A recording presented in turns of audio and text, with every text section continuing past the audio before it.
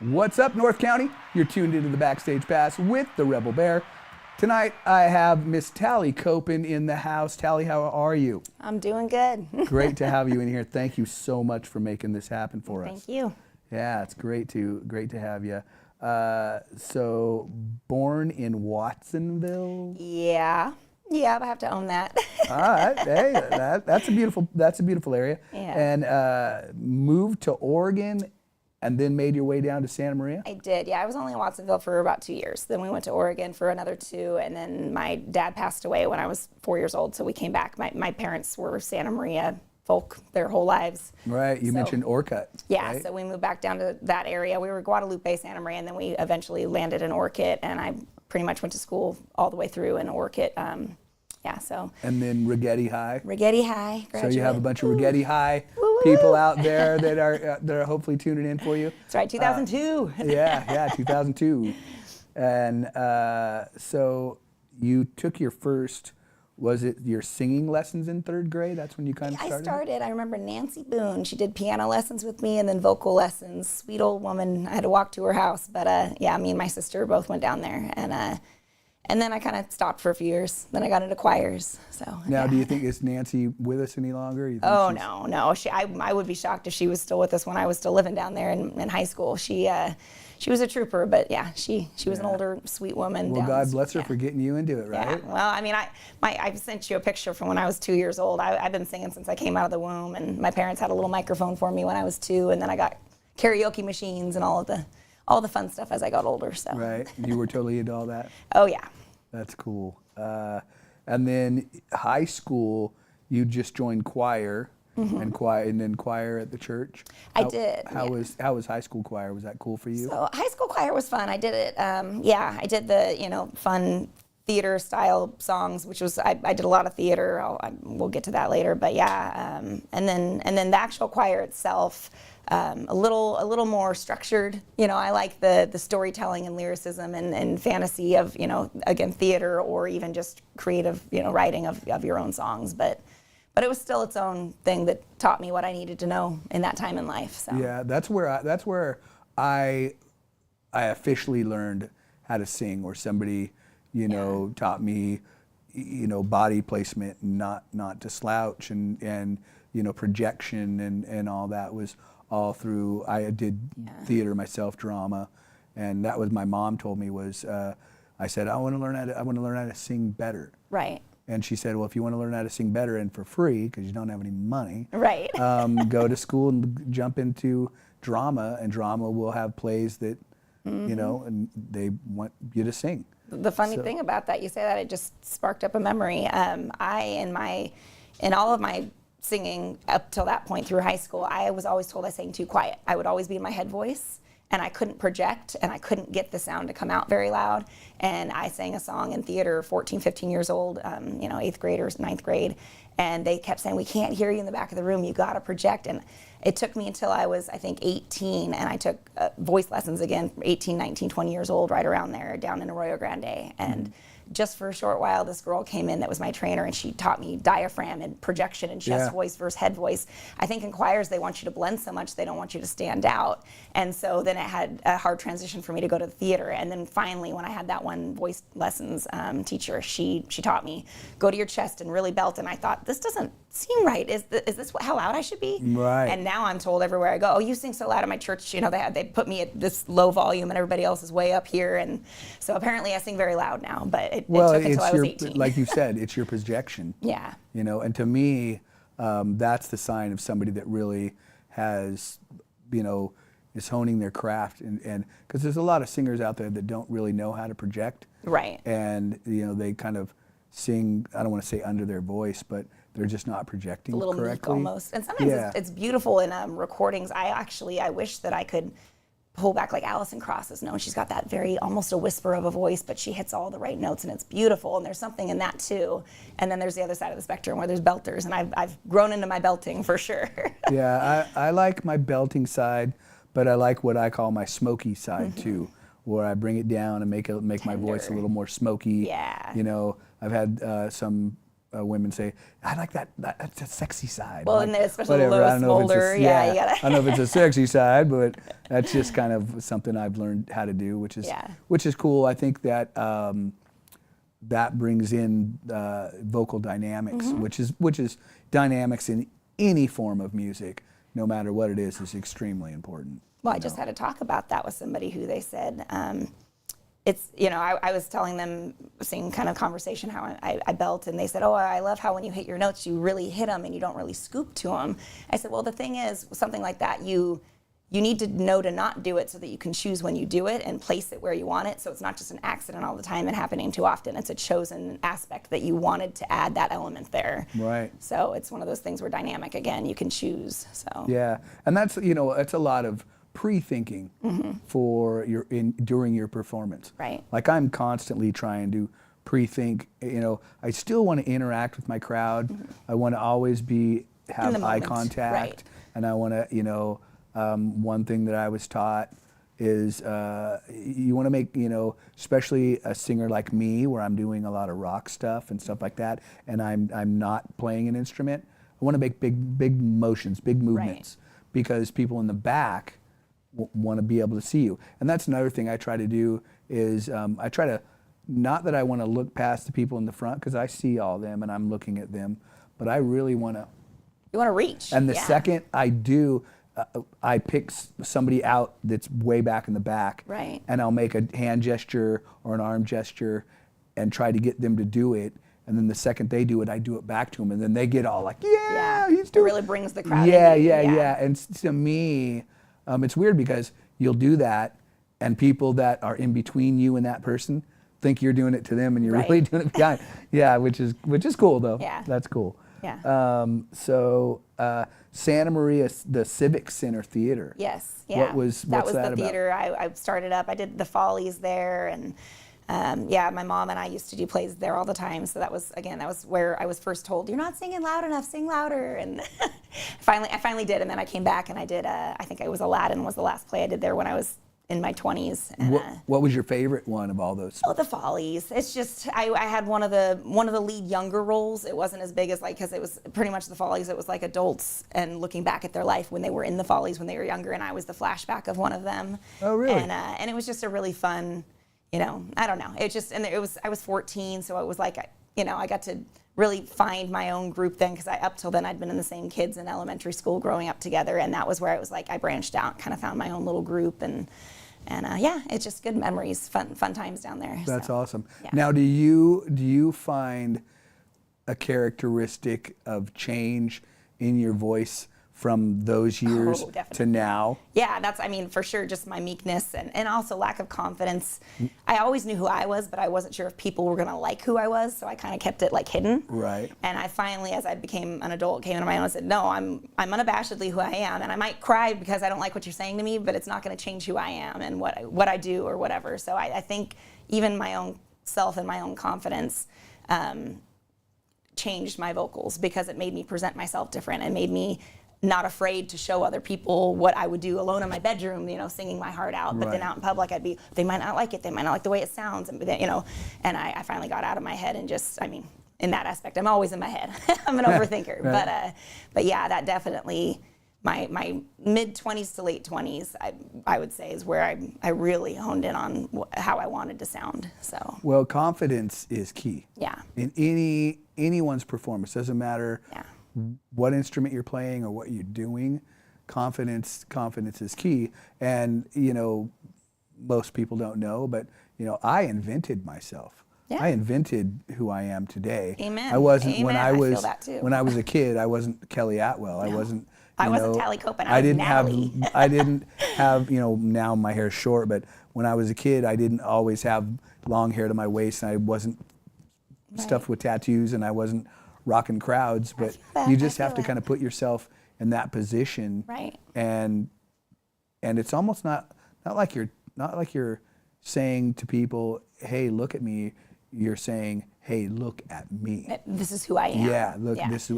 That's and if you do that, I think most people really are like, Yeah. I'm gonna check this out a little more. Yeah. And that's how you kind of capture them. Authenticity. Yeah, for sure. and then as long as your performance and your vocal and all that is great. Right. You know, you just kind of. I do think that there's an element of being genuine that really comes into play with why people act, and it's such a blessing, because when I was younger, I was so afraid. I knew who I was. I never was going to change who I was, but I was scared to show all these people and be that person and be, you know, rejected or whatever. And I learned, like, the people that reject you are few and far between. Most people love to see someone really being who they are, and then the people who do reject it aren't worth your time anyway. So. Right. And do you ever, now, there was a time when I used to think to myself, you know, people are just going to come to see me fail. Oh, and amen. I still to this day, I think there's faces that go in my mind, and I think, oh, if they show up, I don't want to show them who I am now and prove them wrong. I just want to just let me stay true to me. Don't let that waver what I am and who I am and my own thoughts and abilities just because of what this small-minded person might project at me, you know? Right. So I now, there was a time I thought that, like, oh man, these people are just going to are just coming to see me fail. They're just coming to see me, you know, step on myself. And then something at one point in time kind of switched for me, and it was like, you know, I actually think they're coming to see me rock the house. Well, and I think a lot of it is in our minds. Like I said, I'm an overthinker, and I very much like you. I think more often than not, you're your worst enemy. And ooh, yeah, worst critic, right? Yeah, and you think all these people are thinking, and they're not. You're wasting your breath and time. And if they are, again, they're not worth your time anyway. Don't worry about it. It's not going to change who you are or what you're doing. Totally. If someone were to come to see you fail, my biggest thought is, you need to not even focus on that, because for every one person that might be there that maybe wants you to fail, there's 20 other people that are literally genuinely there with their full heart, happy for you. And I think about that. I just think, pick one person that you know is here that loves you and sing for them. Sing like you're only singing for them. So it's funny because I have this analogy playing in my head when I come up with the slightest doubt. Mm-hmm. I go, wait, I could look out at the crowd and see these people and know most all of them, if not all of them, worked hard all day, went home, had dinner, sat on the couch for 20 minutes, watched a little TV, and then went, oh damn, there's a show tonight. Yeah. I'm gonna go see Talie. And they're spending their hard-earned money. And they're to gonna be there get to up, drink. go take a shower, and come see you play. Mm-hmm.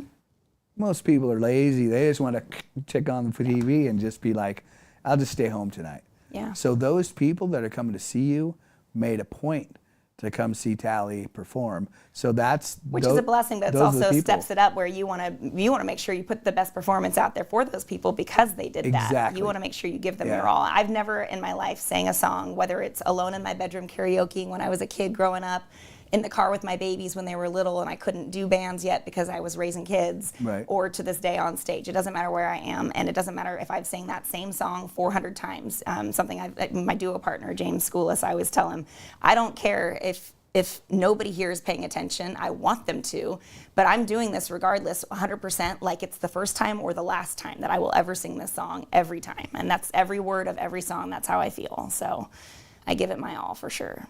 Right.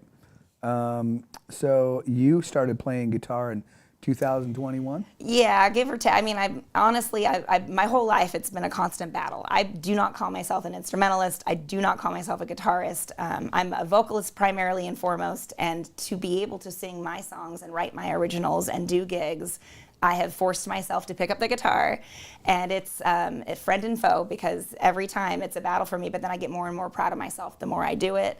And it enables me to sing my songs and write my songs, and so it's one further step into the world of music that I love, even if that aspect isn't my favorite. Right. And in doing so, did you work up a whole small catalog of songs and then go out and do your very first show? So actually, yeah. So I've been playing, again, on and off since 2020, 2021, and then I took Cuesta College's beginning guitar, plug for Cuesta College music department. So yeah, Jennifer Martin was my teacher there, and then Good on you, Jennifer.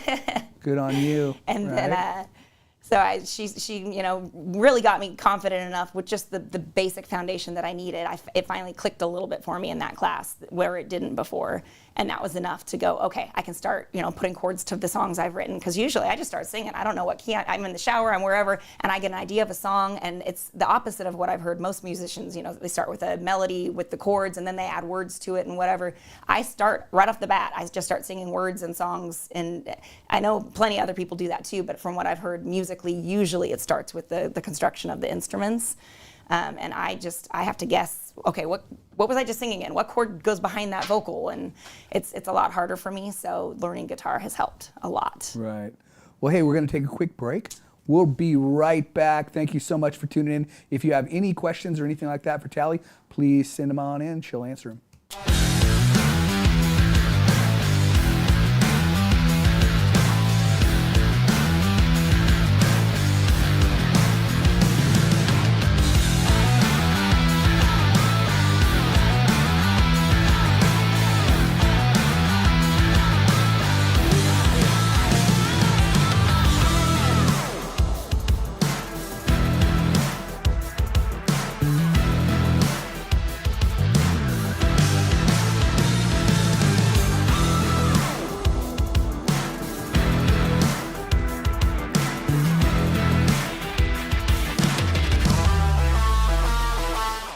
Hi, it's Alex with Suprema Meat Market. We are a Mexican meat market with a taqueria.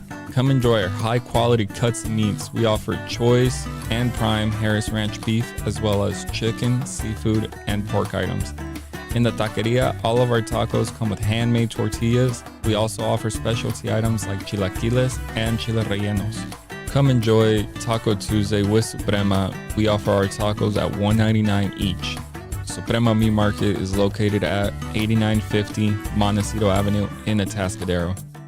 Are you tired of looking at that worn-out concrete garage floor, patio, or porch? Look no further than MGP Coatings, where customer service reigns supreme. Our team goes above and beyond to ensure your satisfaction every step of the way. Before we even start coating, we meticulously repair your concrete, ensuring a flawless finish that lasts. And here's the best part. Our Pentec coatings are 4 times stronger than epoxy, so they won't chip or peel, making maintenance a breeze. Plus, they come with a limited lifetime warranty. Call us today at 805-952-5301 or check out our Facebook and Instagram and experience the MGP coating difference. Don't wait. Transform your garage, patio, porch, or driveway and become a part of the MGP coating family. What's up, North County? Backstage Pass with the Robert. We have Miss Talie Copen in the house tonight. And so we were talking about you playing guitar and all that when you were asking my set list and how I curated to start doing Oh, a right, gig. right, Yeah, right, so right, yeah. sorry, I just remember that's where I was going with that. So I did. I did a few songs, but really my goal, I told one of my guitarists in Talie and the Troublemakers, I told Todd Andrew, about 2 years ago, he was filling in, my duo partner and I, when we couldn't do gigs together, Todd would fill in as my backup. And I told him my goal, and I don't want to even say it out loud because I'm scared to even put it to the world, but my goal is by summer of 2024, I do at least one solo gig. And then for the rest of the year, I do like maybe one every 2 months or something. That was my goal last year. And actually, Bovino Winery, they were so gracious. I got married there, and there's some friends of mine, and they said, well, why don't you come on out in June? Well, and she kind of twisted my arm. She said, you said you want to do it June 8th. You're coming out and you're doing a solo. It'll be low key. We'll invite friends. It'll be open to the tasting room still, but just come and play and get comfortable. And I thought, oh gosh, now there's a date. That was the icebreaker. I have to do it now. And so that forced me to kind of get, okay, what sound am I going for? What kind of songs do I want to do? What covers do I want to do? What originals do I want to do? How do I hone them in? And then I hit the ground running. It was like June 8th. And for me, it's always, are you scared? Yes. Is it going to stop you? No. Are you still going to do it? Yes. So I did it June 8th. And then all of a sudden, I think I ended up doing close to 20 solo gigs last year. And I've got this year with my full band, my duo, and my solo, I'm almost at 100 gigs booked for this calendar year, 2025, and I think more than half of them are solos. Wow. I think I've got 50 or 60 on the books this year. So wow, that's awesome. I'm very, very proud of my marketing and my outreach, and I do videos and links to all these venues, and I just pray like it'll fit what they want, and thank God. that is a huge reason why I had you come in, because I see your stuff online all the time. Yeah. And I see how hard you're working. I work and I hard. see that you're that you're doing it yourself. Yeah. And not a lot of that. You know, most, you know, like Rock of Ages and stuff. I mean, they hired me and built the band around me. But once the band got going, I did everything. I did all the merchandise, and I booked most of the gigs. You know, they booked a few gigs, Right. but I did most of all the online advertising or any of that stuff. You know, and nothing against them. They were just more busy than I Right, was. right. So I had that ability. Right. And so I know the amount of work that you have to put into it. And just for me, the amount of work that I put into trying to get people on the show here and promoting the show online and We were all just that. talking about It's still- pre-production, yeah, it's a lot of work. But when it really comes down to it, when you get in the, you know, It's all for worth me, it when I when get you're in the doing it. studio and I'm interviewing people like yourself, it totally comes full circle. Yes. And, you know, same as being on stage. When you promote it enough and get people, you know, because when I was in Rock of Ages, we didn't play all the time. Right. But we get really great crowds. And people say, well, how do you get such great crowds when you guys don't play that often? And for me, I just said, well, you know, I want it to be not semi-limited where we're not playing at all, but I don't want to saturate it too much That's where exactly people it. are like, well, I saw those guys last week. And I said, you know, I use a lot of, you know, promotion online because, you know, and if you can upload a video or something that people can see and then they can keep going back to that, that kind of plants a seed in their head. Like, I liked that video and I liked that song and I Right. like that artist.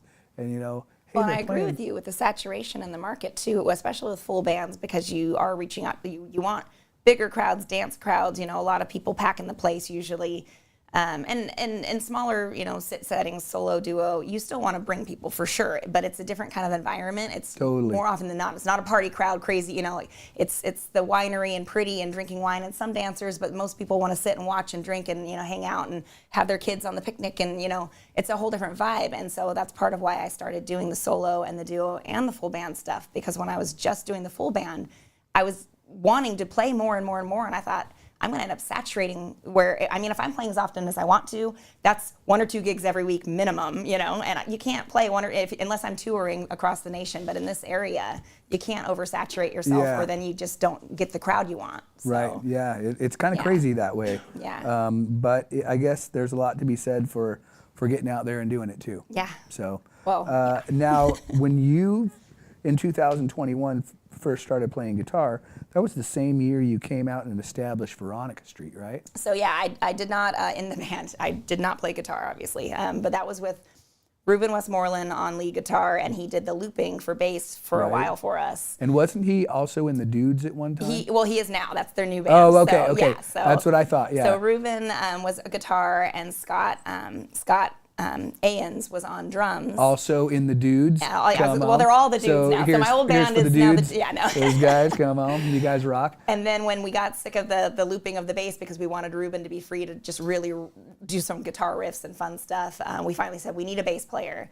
And yeah, so it all came full circle, and we ended up getting a full band going. And Julian Scott joined us for bass, and it sounded great. And then our drummer decided to go his own way and do some separate things. So then we had a fill-in drummer, Nathan, for a little while. And we still would play. I think that we've all kind of gone into different groups and done different things now. So was that Scott when he decided to form the Dudes? So Scott, yeah, I don't think he formed it right away. He backed away for a little bit, and I think he was still playing with Ruben. He had been playing with Ruben for years before I met them. Right. And Julian came into the picture, who works with him. So they all just kind of gelled together and already had a good sound that they wanted. And then I think they decided, like, okay, let's do something. And I think just this past year they started getting the Dudes going. So yeah, right on for them. That's awesome. Totally. I'm so excited. Scott and I chat a lot. Yeah. Like, he's been a huge supporter yeah. and like somebody that has always checked up on me, make sure, you know, how you Got a doing. good heart. He has a yeah, very good he's heart. always, and God bless you, brother, for doing that for me. I really appreciate it. Yeah. He's just such a great guy. And then Yeah. he just had recently told me that Ruben had kind of started playing with him. Yeah, so So, yeah. Ruben's doing the vocals, and then Julian, bless his heart, I mean, he came in late in the game for Veronica Street. But he got a good year in with us, and it was really, really fun. But he's such a good heart, too, and he comes to all of my Talie The Troublemakers show, not all of them, but he comes to a lot of my Talie The Troublemakers shows, and he's come to my solos and my duos, and he supports my original songs, and all those guys, just they're very, very positive. So Now, when it comes to that, Veronica Street, who came up with that name? Was that you? So my husband and I have to give credit. My husband, Sean Copen, Scott said, oh, I want some kind of, feminine. We thought about doing a Talie name or whatever, but at the time we were like, well, this is our band, and I didn't really want it to be like Talie and Troublemakers. I'm the lead. I created it. It's my band. People can rotate in and out as they need. I hope they don't, but we lost our bass player, but I'm going to keep that going. Like, You're that's the draw my baby. for that. Yes. Yeah. But with Veronica Street, it was my first band, and it was cohesive, and it was all three of us, and we all agreed it was our band. So I said, I don't really want my name to be the title name or anything. But Scott liked a feminine sound. He wanted like a girl kind of. So then I told my husband, one of our first rehearsals, I said, oh, can you come meet me? And I don't want to give away the address, but I guess it's how we got our band name. But so one of the band members lives on Veronica Drive, and my husband goes, well, there's your name. But then we realized VD was not good initials. So That's hilarious. So we changed it to Veronica Street. Come on, let's So I have have to some give my fun with husband it. credit. He came up with the thought that, that would be a good name. And That is a great name. And then That I is a went, great well, name. but Veronica Street kind of rolls better anyway off your tongue, and better initials. Better than VD. Yeah. Unfortunately, then we have like Eric McCornack often confuses it. Instead of Veronica Street, he'd call me and be like, hey, we've got Talie from Victoria's Secret. She's going to come up and sing us a song. And I had to correct him every time. That's hilarious. Eric, I love you, brother. So in Veronica Street, a huge question I have, and I talked to Eric McCornack from Soundhouse a lot about this, and he is adamant about it. Like, he's like, this is the way it is, and this is the way it's going to be. I have a hard time with it, but I'm getting better at it. My question to you is, are you the one that picks out, like, say for Veronica Street, are you the one that picks your songs, or do you guys pick them as a whole? I'm never going to want to work with people and force them to do a song they absolutely hate, unless they're like, I don't love it, but the crowd loves it, and I feed off that, so I'll do it. But if I really want a song, I'll push it. But with Veronica Street, we had to really curate that, because I had to give a little, like, I honestly, I looked through the set list, and I will say, because I was singing it, I'm lead, I have to front it, so it has to be something I'm comfortable with. That's so how I I think feel. because of that, I probably brought about 85%, 90% of our set list and suggested it, and we did but man, some of the fun ones that the guys brought, we did Black Sabbath, War Pigs, and like some ones that were like, that was my give to them, like, okay, we'll do, my... A little bit of give and take. Yeah, we did like Lake Street Dive, Good Kisser, and that was a song that I brought to them that they had never even heard, but I love that song, so I got them to do that. So then it was, okay, well, Black Sabbath, War Pigs, and then we did like Tom Sawyer and Rush, so it was a blending. Some of our really fun songs, I have to say, they chose. But most of the set list, if you look at it, probably about 85%, because I'm singing them and have to be comfortable, were probably my suggestions. In my project now, I pretty much pick, 90% of the songs. But like you said, the same reason is because I'm singing it. It has to be, I want it to be in my register. I want it to be in my range. I want it to be in my tonality. I want all that. And you want to be able to own it so that you can present exactly. it. Right, yeah. And, I want them to bring songs to the table, but you get the last veto. You get the last right. I do get the good. Yes. Do get the final say. But for the most part, even though my band now, it's going to be a straight country band. Yeah. And I'm the only. Join the crowd. I'm a country girl down at heart. Only country guy in my band. Like, nobody else listens to country. That's my biggest pull with Talie and the Troublemakers. I love country. I'm a country girl. My solo and duo stuff, I've got a lot of country in there. Solo, I'm like 99% country. Talie and Troublemakers, we have our niche. We're dance, rock, we're energy. We do Templeton concerts in the park. We do, Powerhouse, Cal Coast.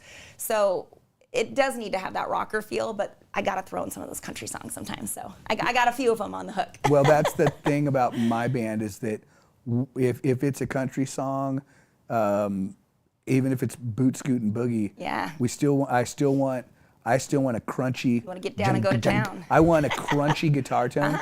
Even if it's that shuffle. You rock I want it. I want the heavy guitar tone, Yeah. and it to sound really cool. Yeah. Hey, we're going to take another quick break, pay some bills. We will be right back. Thank you so much for tuning in. Backstage Pass, Rebel Bear, what's up, North County? What's up, North County? This is Teresa Branch with Airflow Filter Service. We are a family-owned business right here in the North County. We have air filters, oils and lubricants, and hydraulic hoses. We provide services that include air filter cleaning, DPF cleaning, and waste oil collection. Come check us out at 1140 Ramada Drive, and we can help you with all your automotive and industrial vehicle needs. Hi, this is Omid and Deanna at North County Junk Removal. We are a business known for helping our neighbors and our community. Let us help you save money and get rid of any unwanted items. And rest assured that our professional team adheres to global standards of safety and recycling. We are fully licensed and insured for your peace of mind. We are locally owned and operated, and we look forward to helping you with all your junk removal needs. Please call us at 805-769-6966. Hey, what's up, North County Backstage Pass with the Rebel Bear, Talie Copen in the house. Talie, where we were at, we were talking about Veronica Street and songs and all that, about picking songs. I myself, I got to have the final say. Yeah. You know, that way it's easy for me. Yeah. You know, it's easier for me to sing the songs and all that. So that's pretty much where you were at with those guys? Yeah, I mean, I'm that way with anybody I work with. I never am going to say, screw you, we're doing this, you're learning it. I will strongly say, please, please, please. But they can say no to me if they really hate a song. And I mean, if they bring an idea to me and they say, hey, we want you to do this song, I'm never going to say absolutely not until I've tried it. Now, Right. if I try it and I just can't. I can't do the vocals right. I can't own it. I can't find the right key. It doesn't naturally seem like I can own it. I mean, War Pigs was a stretch for me, and I had to change one line of the lyrics at the end because I personally love to each their own, but I am religious, and I didn't feel confident singing, certain words and certain things. Oh, I'm the same way. So I'll just change it, and nobody noticed, nobody cared, nobody said anything. So I felt good about it. They felt good about it. And it was fun, actually. I could own that. I made it my own, but some songs I just can't. Some songs don't fit. I turned down a country song, because it said that it said something about me doing cocaine. Yeah. And I was like, yeah, but I don't. Tyler Childers, probably. Yeah. That's, and I was going to say, I know that song because it's a good song. I don't do cocaine, so. That was one that I really wanted to sing in my group, too. I think it's a great song. As a matter of fact, Steven Stiles did it the other night, and he rocked it. Oh, you know what? I got to give a plug to my girl. Donna Lou covers it, and she rocks it. Oh, she yeah. does such a good job with it, but I just can't get I don't know. To each their own, but if I can't I'm the feel same way. confident, I'm not going to do it. Well, I You didn't. can take on a persona. It's a character. It's not. I write songs that aren't me. They're a character. So I can play a character, but is that the character I want to put out there? Probably not. So then I go back and forth, and I'm like, if I'm going to be this struggled and torn with it, then that's a big no. That tells me right there, my gut is saying, just don't do it. I'm a great storyteller on my own. Like if I'm sitting with somebody, Right. I can tell somebody a great story. I've had a lot of people say, dude, you're a great storyteller. But I'm not a great storyteller in song, and I'm trying to learn that.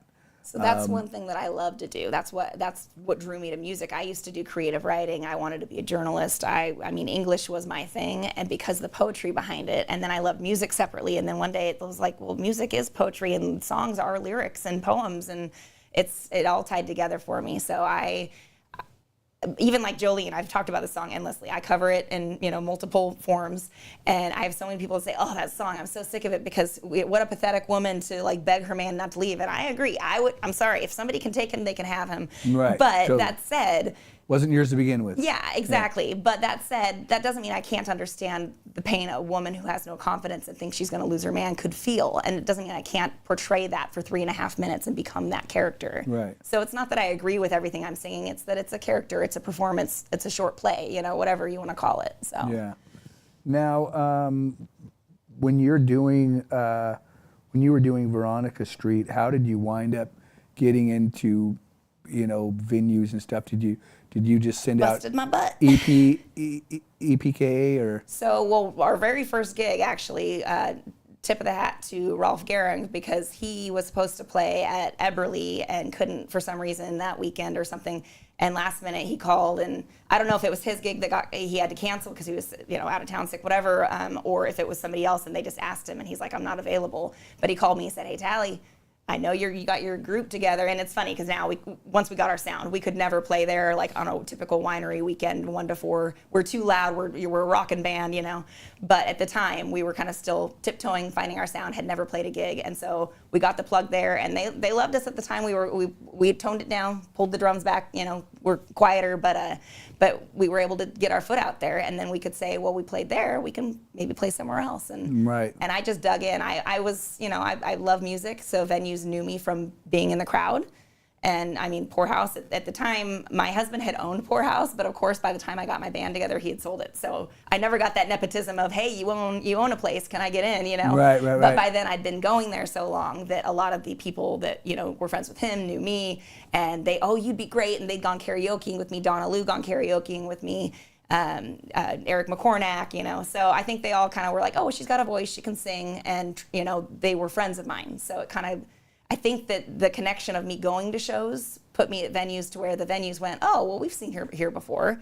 Oh, well, yeah, sure, let's book her, let's give her a try, and then you curate that and coddle it. And that's exactly how I think I wound up getting into places like Cal Coast and other places like that, where I had never played at Cal Coast. So I think being in high voltage was a huge, big step in the door. Right. Playing for Gene Baker and Mean Gene Band, because people saw me with those bands, it was like, oh yeah, it's that guy. Yep.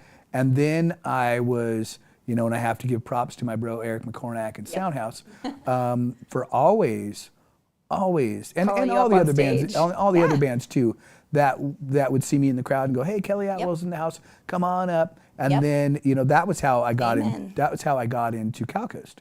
Was Brian Monzel and I were just bumming around. We're like, let's go see Soundhouse. And we went to Soundhouse at Cal Coast, and we were just hanging out in the crowd, being a couple schmucks. And Eric's like, Rock of Ages is in the house. You guys jump up here. And he got on the kit, and I got on the vocal, and we kicked out a few songs. And then in that, the crowd was giving us a great response. And in that response, I just said, hey, I don't know who's running this joint, but you can book us. if you're hearing this, or you're listening, or if anybody knows those people, let them know who me and Brian are and where we're And from Rich and what's jumped going on on. it. And Or Justin. I think it was Eric who gave me her email. Martha at the time, the Martha's wife. email. Yeah. And I emailed her, and she emailed me right back and said, yeah, I hear great things. Yeah. Come on in. Yeah, So- they right when they opened, they were so good to us too. I props to them. I've loved Cal Coast. We were members since the day they opened their door. And again, my home is Powerhouse. My husband owned Powerhouse, and now Right. it's in different hands that are phenomenal. Leslie and Jacob are amazing, and that's home for me because of my background. And then separately, Cal Coast, since the day they opened here, I've been going there, and they've been booking me since day one. So those are like my two little pieces of home here. They're two of my favorites. And I love, I don't like the load in, but now I don't have much to complain lower about. stage. Yeah, I don't have much to complain about. I don't do any I of that. joke they need a levee. They need like one of those dumb waiters. They said they were so you going to can put in a train track. Yeah. That went in behind. They were There going to you go. slide that Caboose. slide that thing open, and you could load your stuff off the rail. Yeah, they're doing something, and they're always doing something great, and they're phenomenal. Yeah, I really like playing there, and the first time I got to play there, it's kind of almost, you bring your own crowd, and that makes it sweet. But it almost kind of has its own built-in crowd. They do. Their members are so good to them there, and luckily their members tend to. It's almost it's like an incestuous crossover because the music world and the beer world and the wine world all cross over. Right. And so the people that are patrons there are also music lovers, and so it tends to be, oh, my people are also members at Cal Coast, or or muggers at Powerhouse or whatever. So. Yeah. I like playing in the down below, the theater, what I call the theater. The Greek theater. And then whatever, I've played it up on the top there in the corner over there, and that's a great spot too. Yeah. It's a little more closer to the people, and a little more intimate up there, which is always cool. Yeah. But that is definitely one of my favorite venues to play. I'm excited too because they're doing the Den now, and I, as a soloist, play in the Den, and as a duo, we've been playing, and it's a cool 70s old school vibe, and it's more for the intimate nights or rainy winter months or whatever. And it's really, really cool. I love it in there too. So Well, it's great to have that, kind of like how Powerhouse has the inside. Yeah, very diverse. Because I believe, and I've said it before on the show, we as the local artists here, we keep a lot of those venues alive and rolling when the summer months. The touring. Right, you can't get the national artists and Right. and the people that are touring around through the state. You can't get those people in here all the time in the wintertime.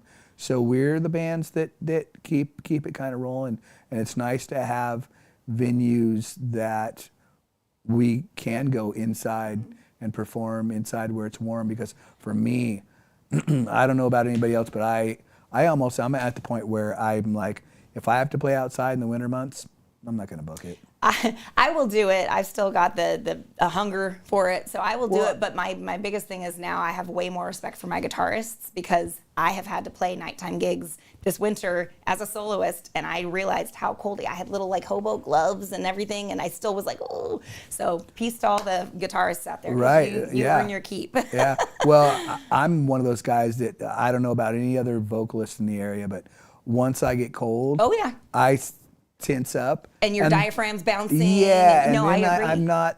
I'm not worth a shit vocally. I have And told it- my and husband it- 1,000 and it sucks times, because I have to bring a jacket, because if I get cold, once I get cold, it's in my bones and it never right. goes away. And then I Never goes away. I cannot project properly. I can't Control it. Nothing is Your good range for me. shrinks because everything's Yeah, tight. Yep. exactly. So for me, if there's a venue that I can play on the inside when it's the wintertime, In I'll winter, swoop up on for that. sure. For And sure. when it's cold, But yeah. I love a good summer afternoon at the yeah. Powerhouse, or something like that, or a concerts in the park where you got a whole group of people and it's just warm and the breeze is blowing and you can just look up at the sun and be like, oh yeah, I get love it. paid for this.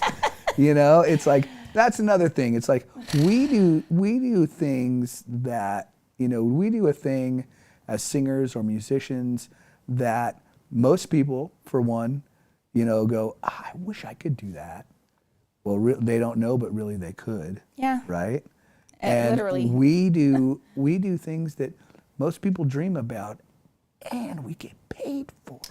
And often we get drinks for it. Not whether you drink or not, I know, but it's Yeah. just like, that's such a, I don't know any other job where you're like, oh yeah, I can sit here and have a glass of wine while I pour my heart out through song with lyrics that I wrote in front of people that are loving it and possibly tipping me for it and enjoying their afternoon, like you said, after their long week of work or whatever. It's just, every time I do it, I pray that I never get jaded and take it for granted. It's been You won't. 5 years now, You won't. You'll be humble. but I'm one of those people who just, every time I've played where I've been with a musician that's like, nobody cares or nobody's paying attention, or, oh, this is a bad crowd, or Drop that off. Immediately. Yeah. Oh, we're not getting enough to, whatever. Immediately, I love them, and I know it may be because they've been doing it for a while, but in my heart, I'm like, I can remember doing this in my bedroom by myself, karaokeing for hours after now school. you're grateful. Wishing anybody would let me pay them so I could go do it. Right. And now Yeah. I've done it long enough that now they want me to come do it enough that they're giving me money to do it. And it makes Right. it possible for me to then not have to have maybe the other supplemental job that I would need, so that I'm able to then write songs during the day so that I can, it's a whole snowball effect. I have my own personal rule on stage with any musicians that I have that are actually in a band with me. If I'm just jamming with you and you want to have a sour face, have that sour face. It's your stage. You just invited me up. Right. But if it's our project Yeah. and it's our band and we're on stage Yeah. and you're over there moping, Yeah. and I look at you, I want every single one of my musicians or musicians that I Thankful play and with in the moment for to what they look at have, me yeah. and give me a big old fat smile and go, Yeah. I want them to be in the moment and love what you're doing. Yeah, and if amen. you're not, I will ask you about it. And I've asked musicians that I played with. I've literally walked up to them in a break and say, "Are you enjoying playing music with me?" Yeah. "Oh, dude, totally." Well, then act like it on stage, because that really carries over. It does. To the crowd. And I'm blessed. All the people I work with have good hearts and love what they do. It's Me just too. sometimes- Most all of them. Sometimes you get caught up in a moment, and I get that, Yeah. where you're just paying attention to like, oh no, and sometimes you forget like how blessed you are to get to do this And instead of people- sitting in a cubicle or whatever. And So, people have bad days. Exactly. Maybe you're on the, whoever in the band is on their way to the show and they get a flat tire, Right. or something like that, and they show up and they're like, "I got a flat tire." Oh, and I don't even mind that, because that's life. It's more like, I just don't want the actual music that we're doing to be something negative. You know what I mean? That's Right. don't bring it. You can show up. Everybody has lives that you have issues, Outside. whatever. But it comes with you whether you try to leave it at the door or not. Sometimes you can't help it. You're human, but don't complain about what we're doing is my biggest thing, because what we're doing is the biggest blessing. My day was already crazy. Maybe I got a flat tire. This is the joy of my day right now, is getting Right. to do what I love to do for the people that are here. And maybe there's only one person here that's looking at me and paying attention, and everybody else doesn't care. I'm singing for that one person. Maybe I don't even see that one person. Maybe nobody seems like they care. I am singing because maybe there's someone behind that bush over there that I can't see. And they're thinking, maybe I should go home, or maybe I'll stay if this band's good and I like them. And I'm going to give it my all to that person that maybe is walking down the street or behind that bush that maybe might come. Right. And if for nothing else, for me, it's for me. I love what I do, and I'm going to give it my all. Well, that to me is exactly what it's about. So in 2000 and fast forwarding to 2022, you started Talie and James with James. It's Skullis or Schoolless, yeah. Schoolless. Yeah. James, you rock, brother. He does. He's another one of those guys who reaches out to me quite often and asks me how I'm doing. He is a good man. And all that. Yeah. So we're gonna get into that real quick after we take this real quick break. Thank you guys so much for tuning in. If you're listening and you're watching or whatever, please type in and ask her some questions. I'm sure she'd be more than happy to answer. Or plead the fifth. Yeah, or plead the fifth, right? Backstage Pass, what's up, North County? Hi, this is Dave Story, small game hunter with Story Termite and Pest. We're a full-service termite and pest control company. From rodents to termites, we can take care of all your pest control needs. Call today, we can tailor a pest control program that will meet your needs and budget. Contact us at 805-460-0650 or at storytermite.com. Remember, we don't have customers, we have friends.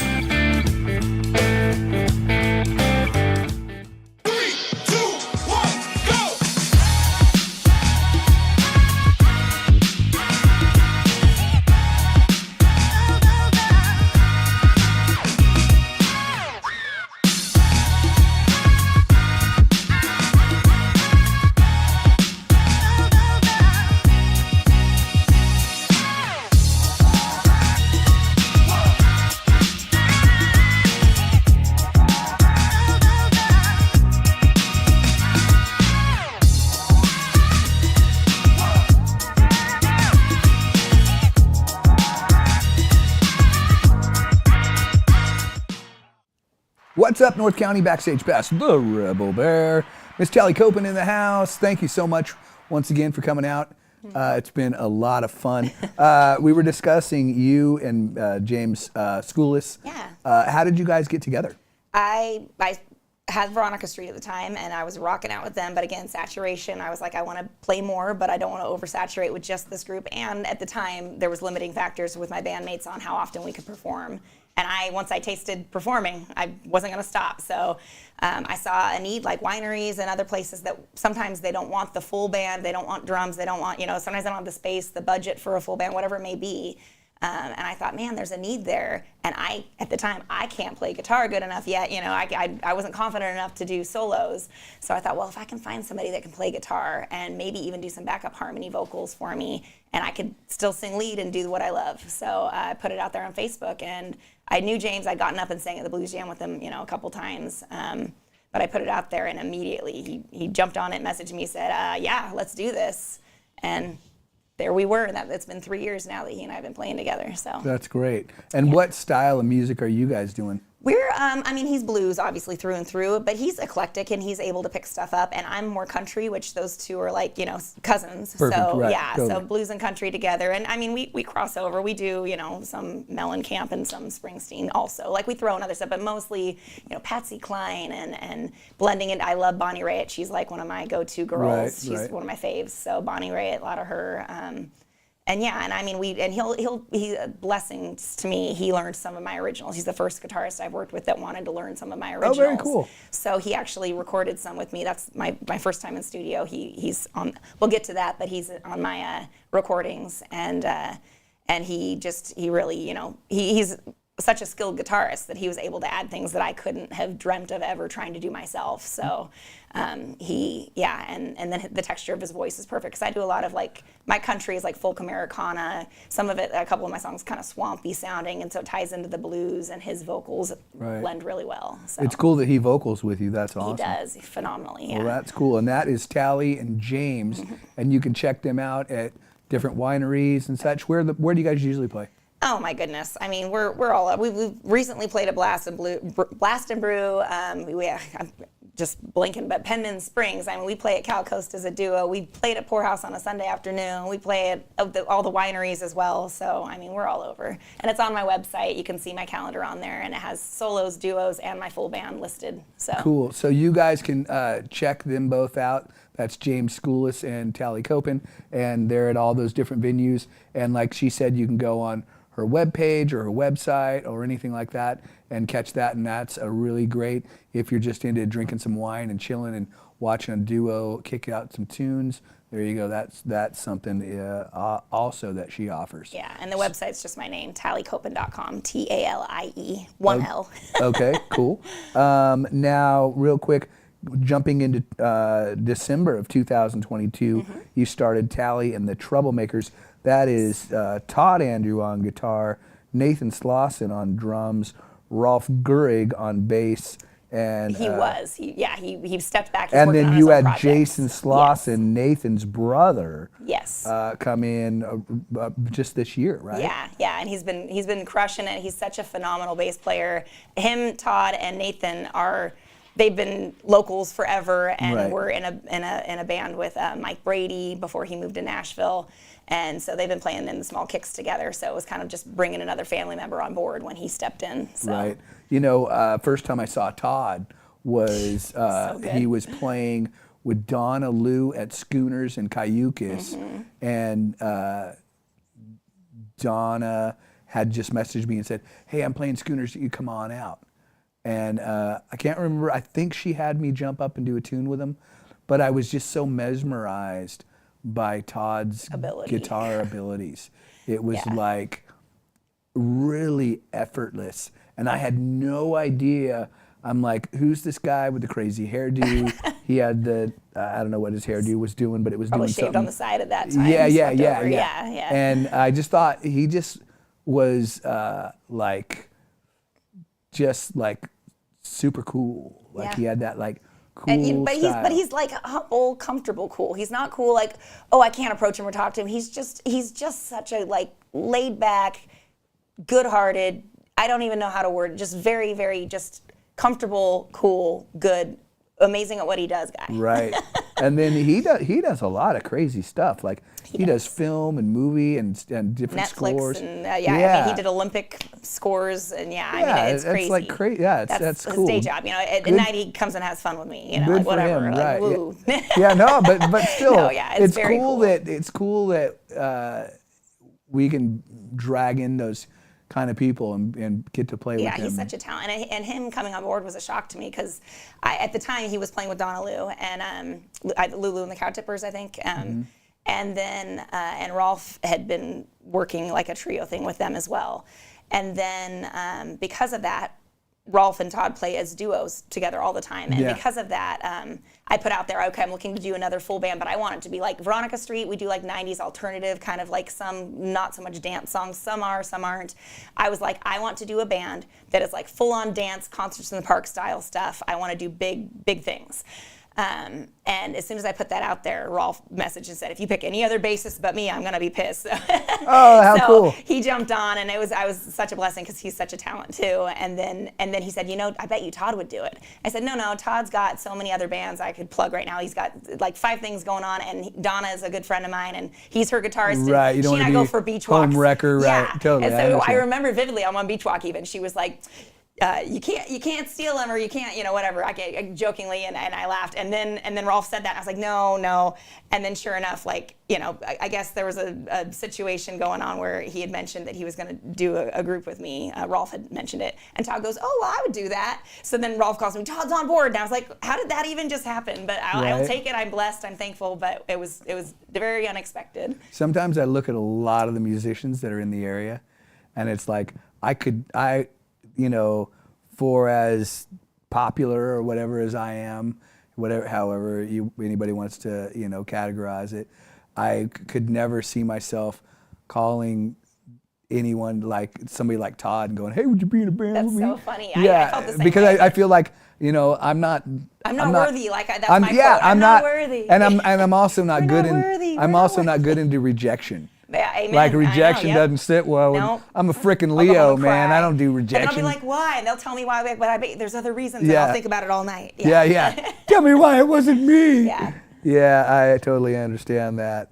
So, and then Rolf, do you know who Anthony Smith is? Oh yeah. I Yeah. met him actually one time. When Oh, did you get a chance to meet him? He's good friends with Rolf, and I I met know. him. We hung out at his house one time. He was in town for one of his shows, and Yeah. they played at Tooth and Nail, and I was at that. Yeah, and I wanted to then go to that. It was really cool, and Rolf got to do some of his originals as an opener as well.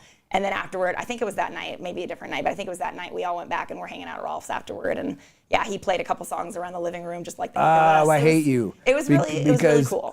His one of his albums came out in 2000. If That Ain't Country. Yeah. Have you heard that? Yeah, I've heard Great most of album. his Like stuff. every song on that album is absolutely phenomenal. Like they're just all hits. Yeah. Like how many people write an album that has every song as a hit? Right. It's like, seriously, share the talent, will you? Just a little bit. And Can I he's have your such a nice pinky? guy. Like, I've yeah. chatted briefly with him online through message, Right.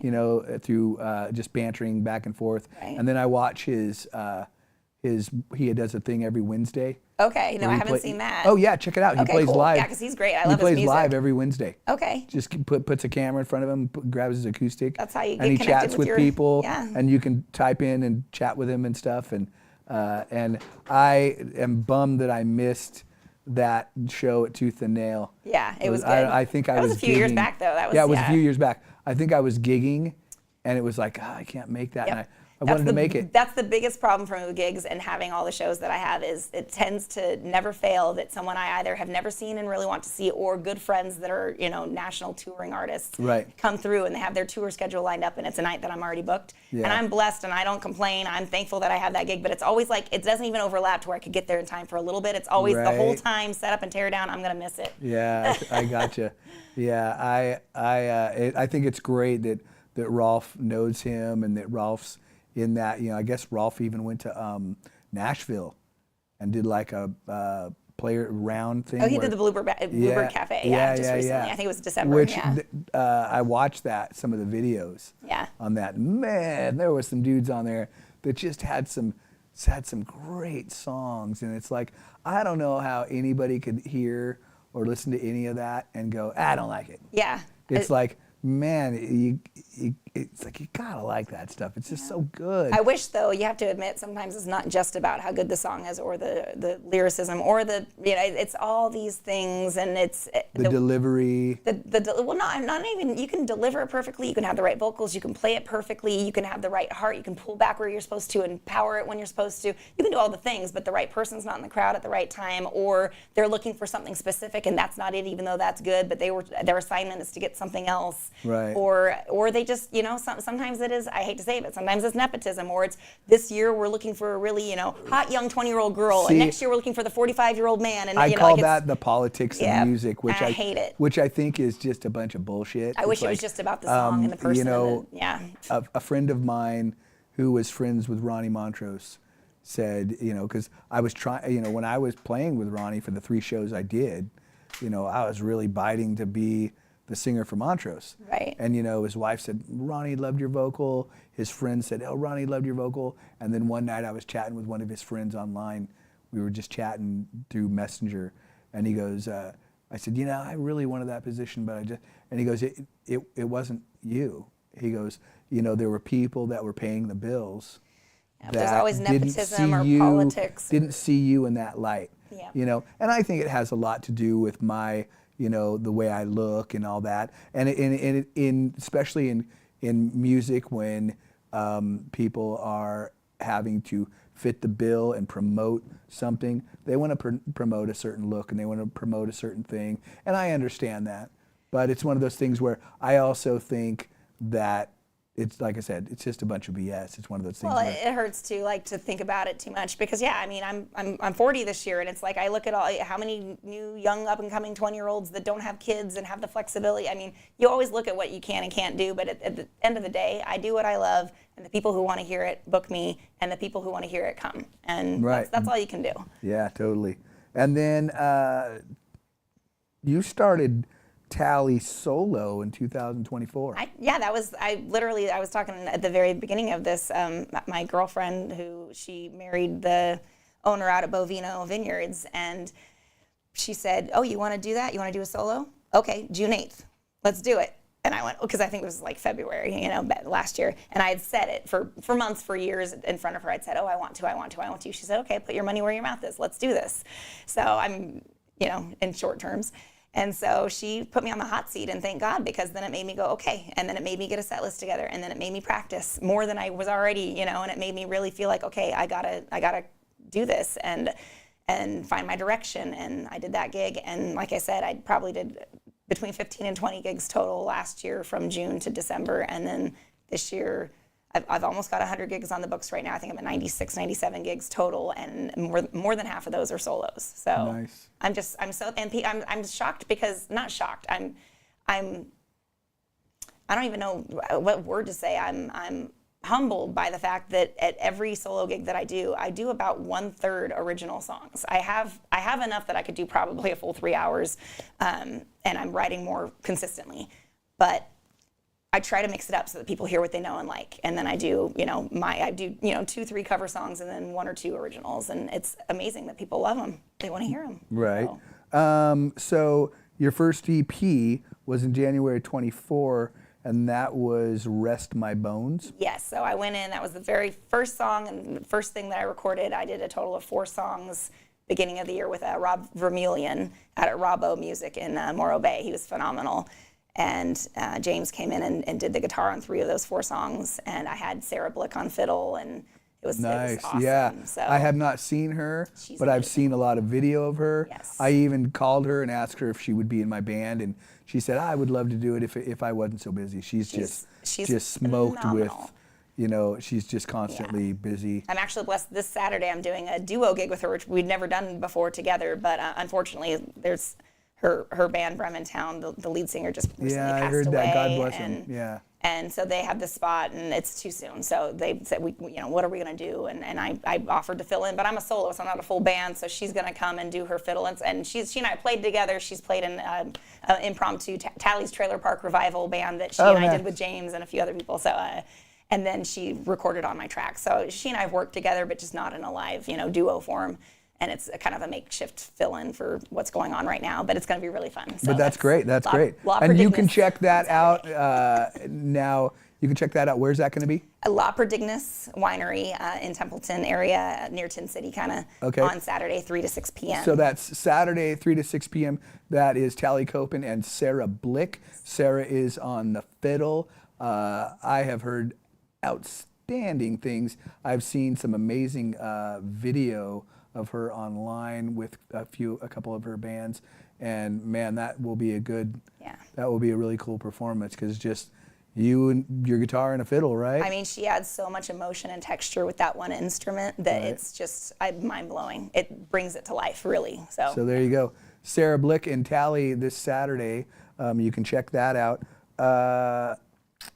So the album Rest My Bones had Rest My Bones, Putting in the Work, Old Ford, which I don't know if we got can a sticker on there. I don't know if we can show that sticker there. There's the Putting in the Work. And There's a that's sticker. Old I don't know if we can zoom in on that or not, but you can cover up my ugly face. There's Old Ford there on the screen. That's one of the songs on the album. And then there was I Remember. And you wrote all these songs by yourself? I did. Yeah, Right on. Again, blessed that James was able to do the guitar, because I can't do what he can do. So, Right. he's phenomenal. But yeah, we all I wrote them. They add their special love and talent to it, and Rob did his magic in studio, and it came out great. So That's cool. yeah. So, and then they can find that where? All streaming platforms, Spotify, Apple, all YouTube. streaming platforms. You can find Talie Copen's "Rest My Bones" on all platforms. That will be Spotify, YouTube, everything. Yeah, it was through DistroKid, and they put it on like 20 places. But yeah, YouTube, Amazon, Spotify, Apple Music. Whatever, all of them. That's cool. Well, that is very cool. And when you first started, were you kind of afraid to try to break into the industry, or were you cool? I knew I was going to. I've always wanted to. And again, having kids young and bless my ex, he good man, good dad to my kids, but he's just not in that vein. And I feel like he definitely thought, well, music, I know you love it, that's awesome, but it's a hobby and it has its place, and it needs to come, last with everything else that's priorities. Which you have to pay your bills. Yes, you have to take care of your kids. Yes, but you also have to fill your cup so that you have something to pour from. And Totally. And it was too long for me. I didn't get to do it for a long time, and it wore me out and dried me up. And finally, I said enough. So I mean, it was right after my divorce. I said, that's it. I need to do what I love to do. And so I started going just to see live music, just to be in the presence of live music, to fill my heart up again. Right. And in doing so, met all these phenomenal musicians that I now call friends. And I was still, even though I karaoke'd and sang all the time, I was terrified to even sing in front of my husband, because he had owned, my now husband, sorry, let me my friend and then boyfriend and then husband at the time, but he owned the Powerhouse, and he booked all these Rock of Ages and Right, Soundhouse Rock of and all these Ages, High amazing local Voltage. bands, and then these Yeah. touring bands, and I would go, and I was just, my jaw was on the floor every time I was there, from the artistry and the singer-songwriters Thursday nights that he did, and the just phenomenal, just across the board. And I thought, I can't sing in front of him. Like, I can't embarrass myself like that. He knows what real you're artists doing it now, are. aren't you? And then it was so funny, because I got up, the first time I sang in front of him ever was at the Blues Jam with James Schoolis, who I had texted him and said, can I get up and do a Bonnie Raitt song? And I knew he would know it, and he let me get up. And I was so nervous, not for the crowd. I was not nervous for the stage. I was not nervous to sing in front of the musicians. I was nervous because I was like, Sean has a good ear, and he's back there, and he's listening, and I'm so embarrassed. And then luckily now, I mean, I don't know why I was, because he's my number one biggest love and supporter and fan, and he's my sound man for my full bands. He knows what he's doing. He's got a good ear, and he wears my shirts, and I'm gonna cry. He is so supportive. So that is very cool. I don't know why I was so scared. So real quick, I want to go back over Rest My Bones EP. You can find that on any and all streaming platforms. When are your next shows coming up? This weekend, I'm doing a solo at Slow Ranch Farm and Marketplace, which is a really cool new spot that's And that's down a there. solo, you said? And that's a solo, noon to 2, midday, kid-friendly. They've got all these different eateries and places, so good plug for them. You can get Pliny the Elder they have. They've got beer, they got other, they got wine, all this stuff. And then right after that, straight from there, I'm going to go do the gig at La Perdignus with Sarah Blick, a special little duo from 3 to 6 p.m. And then on the 4th, I'm at Rava for their, I think I'm starting their series for Rava on the Rocks, and I'm a soloist there. And that's Nice. going to be on Sunday from 2 to 5 p.m. And then my calendar, I've got gigs in my full band this month too. Derby Wines, we're kicking off their... And where can they find all that? All of that's on my website. So www.taliecopen, TALIECOPEN.com. And if you just go to See Me Live, you click the live button, it's got my calendar, and it's very specific. If you're looking for solo, duo, or full band rock out dance stuff, it's going to tell you what you're going to see at each place. So Cool. Well, Talie, thank you so much for coming in this evening. I truly appreciate you doing this for me. I thought it was a great interview. I appreciate you, Kelly. You're so welcome. And you guys, thank you so much for tuning in. We will see you. We got a few shows coming up before we go on vacation, so please stay tuned. It's going to be some great interviews coming up. Once again, thanks to Talie Copen for coming out. Thanks to everybody. You can check us out on YouTube and Spotify. Go back and watch any of the previous interviews. Steven Stiles, Al Martinez, Ultra, any of these shows that you may have missed or you'd like to recap on, you can go on Spotify or YouTube and check out. There you go, right there, whatsupnorthcounty.com. You can go on any of those platforms you see on there and check it out. You got Jennifer Jane and Noak coming up too. Yeah, Jennifer Jane and Noak coming up. I got Gene Baker, master luthier and just a credible guitar player.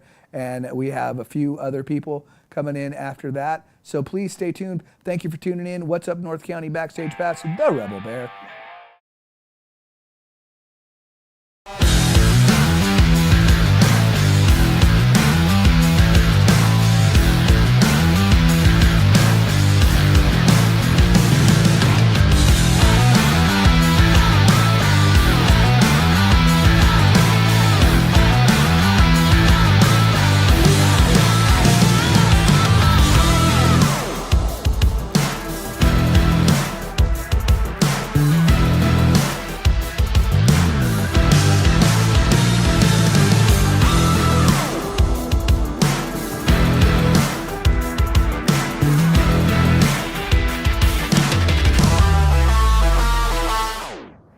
Hi, this is Dave Story, small game hunter with Story Termite and Pest.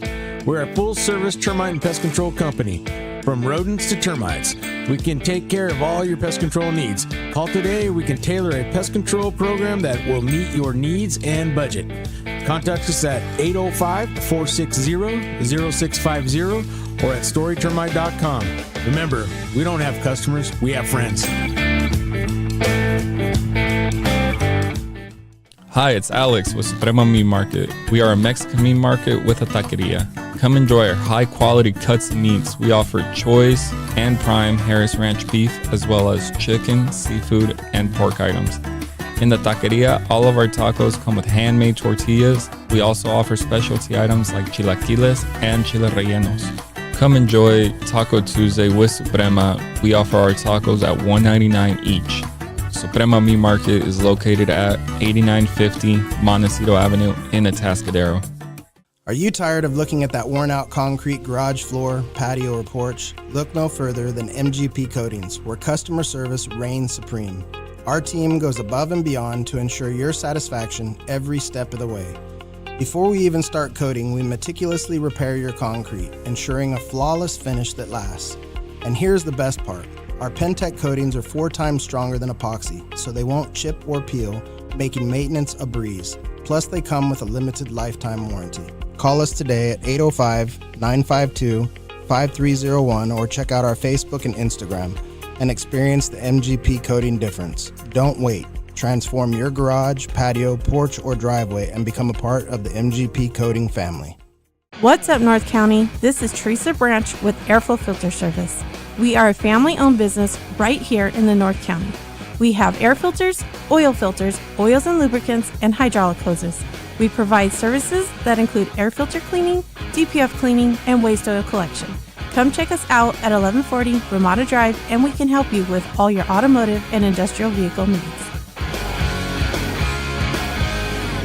Hi, this is Omid And Deanna.